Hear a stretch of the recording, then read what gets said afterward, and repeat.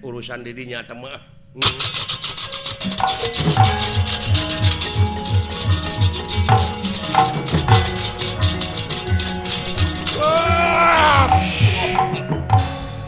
pala dewa dicekal kulengan Anoman anu paling katuh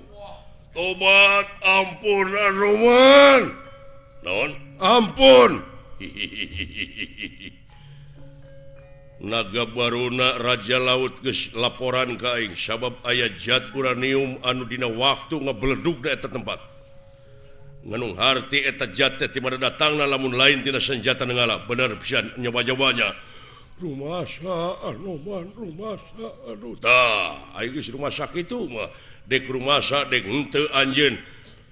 bakal dipayunkeun atanapi dijonghokeun ka Gusti Otipati Jagatnata Raja Sawarga buat Anoman Kangjeng Rama nyangakeun ieu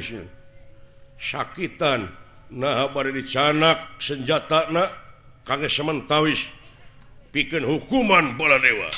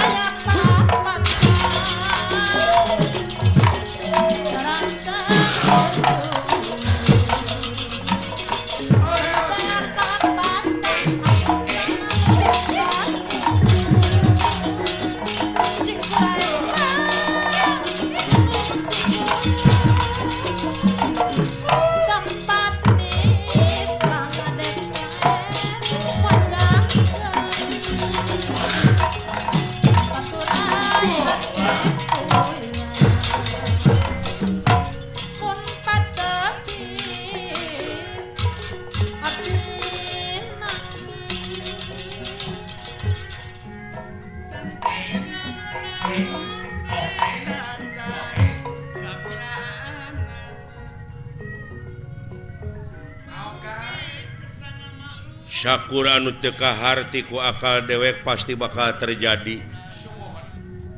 Da ieu teh geuning di dunya. Ngan dewek mangan ukur nyaksi wungkul. Ieu kajadian teh teu kana politik teu apa boh urusan internasional nasional. Ngan aya nyaho mah perlu.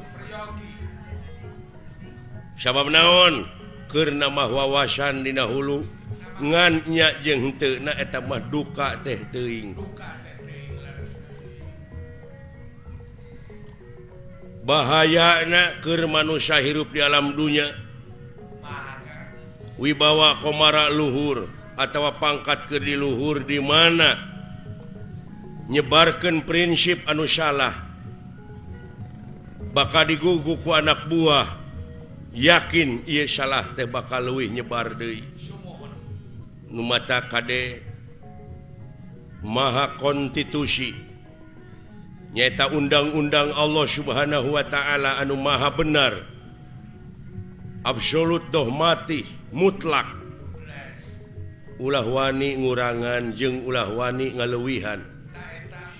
mun panjang ulah wani neukteuk mun ponok tong wani nyambung kudu ngadek sacekna nila saplasna kudu nya cek nyana lain cek laina ya nu mawi di dieu ila lampahan teh kumaha geletuk batuna gejebur caina Baladewa tangtuna oge meureun bakal menang sanksi bakal menang hukuman ti dewa kulantaran ngalangar kana sumpahna yen eta senjata kudu dipake sakali ayeuna dicoba-coba anu ngakibatkeun sangsarana Balarea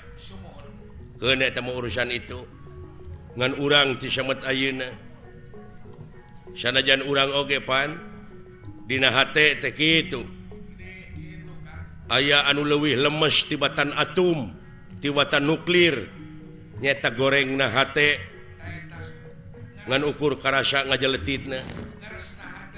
bakal nyebarkeun hiji kagorengan anu bakal patepa-tepa ti tatangga ka tatangga anu jauh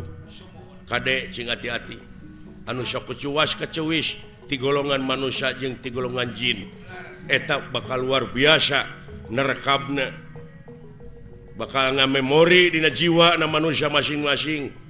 teu aya kajaba lintang ti perlindungan abdi nya lindung ka Allah tina pirang-pirang godaan setan nu dilaknat. Dirgahayu Kota Subang anu ka-60 ti kawit Bapak Bupati dugi kasadayana kulawarga besar Pemda daerah tingkat 2 Kabupaten Subang dugi ka masyarakatna mudah-mudahan cing langkung majeng langkung maju ku ayana gotong royong babarengan paheuyeuh-heuyeuh leungeun paantai-antai tangan margi sababaraha anu parantos diraih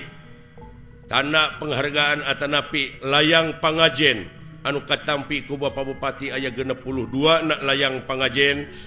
tina hasil kerja keras gotong royong dina ngawangun ieu nagara utamina daerah Subang sakali merdeka tetap merdeka. Mudah-mudahan mulus rahayu gembleng katus salametna ti akang permios sanes teu sono pamitan sanes bosenan sanes waktos tiasa patepang deui cak